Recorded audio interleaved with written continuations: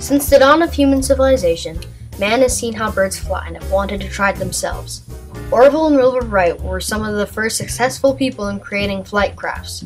Though hang gliders and other such aircrafts have been invented before the Wright brothers' famous airplane, they lack two very important things: a motor and easy control over the aircraft.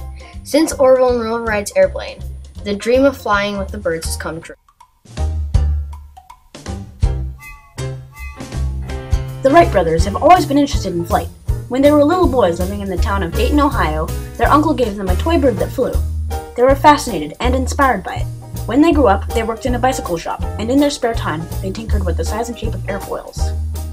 When the Wright brothers were testing their miniature model planes, they used a homemade wind tunnel that tested which airfoils had the most lift. Later on, they did it full scale, and in their 12 seconds of motorized controlled flight, they changed the world. The only other thing that could fly at the time were gliders, and they were not meant for long-distance traveling, because they had no steering or motorization to propel them. The Wright brothers are very different in what people do today.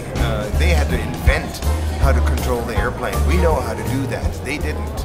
And they had to build the engine from scratch. They didn't know how much drag the wing was going to have, how big it had to be. We know all those things now.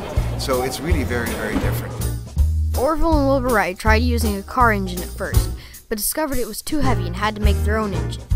The engine that they made was approximately 50 pounds and had 12 horsepower. Another thing that the Wright brothers had to invent was a propeller. They tried using boat propellers at first and thought that it would work like a boat and propel it through the air. When that didn't work, they carved a twisted airfoil and connected it to a motor to provide thrust instead. Have some of the original wind tunnels that the Wright brothers made, and they're like carved from wood. They're just these pieces of art. They're beautiful, and they made them all by hand. And it's just amazing to see how they were able to learn so much and develop the aviation so much with such simple tools.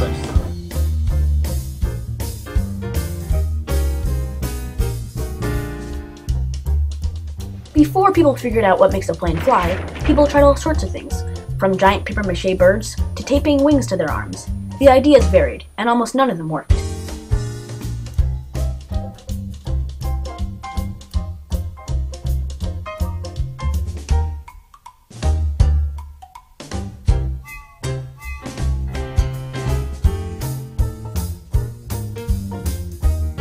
Some of the more ridiculous ideas often ended in fatalities. Yet the search for flying didn't stop. Even the wackiest ideas seemed to have potential, and some of them just didn't work. But if it weren't for them, we would have never gotten to where we are today.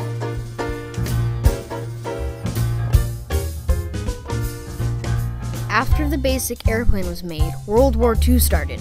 It was a major turning point in flight innovations. Companies would compete in the race of making their airplanes faster, more maneuverable, and able to carry large weapons and equipment. Andy Lower was one of many spies who served in the military when worldwide competition began. This is unseen footage of Andy Lower helping remove a crashed Japanese plane and carry it back to Allied territory to get the technology. The aircraft was one of the first Japanese bombers that we had seen in that particular type. And it crashed about, I'd say 15 miles outside of Amoy, and which was occupied by the Japanese, and all of the coastal islands were occupied by the Japanese. But we managed to sneak down through some back trails and got there, and we started taking it apart.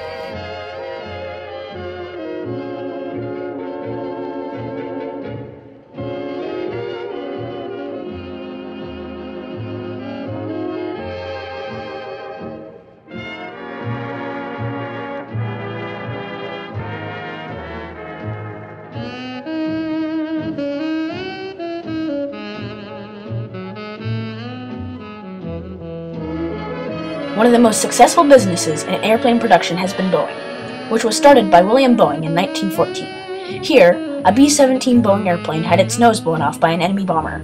Surprisingly, the plane was able to land safely and everyone on board survived with no injuries. This shows why Boeing has been named one of the safest and most reliable companies in the US. War has affected Boeing significantly. During wars, Boeing has produced the B-2 bomber, the B-17 bomber, the B-24 bomber, and more. But Boeing was not known for its warcrafts. It's mainly known for its success in public transportation. When the war was over, the need for airplanes changed. Instead of needing airplanes that were built to destroy, companies wanted airplanes that transported the public instead. But in order to have an airplane with a lot of people, your plane had to feel safe and be safe. At first, only wealthy people could afford the fast air travel, and when they got on the plane, they were terrified because of flying low to the ground and the turbulence. Over years and years, companies have been developing better safety and making air travel more affordable. Now, people use airlines all the time. When this became a big success, companies wanted to improve their aircrafts. They would strive for better fuel efficiency as well as making the journey more enjoyable for their passengers. They added televisions, recliner chairs, and restrooms. The innovation of the airplane has revolutionized how people travel today. Whether in peace or conflict, the airplane has been driven forward by the needs of the world.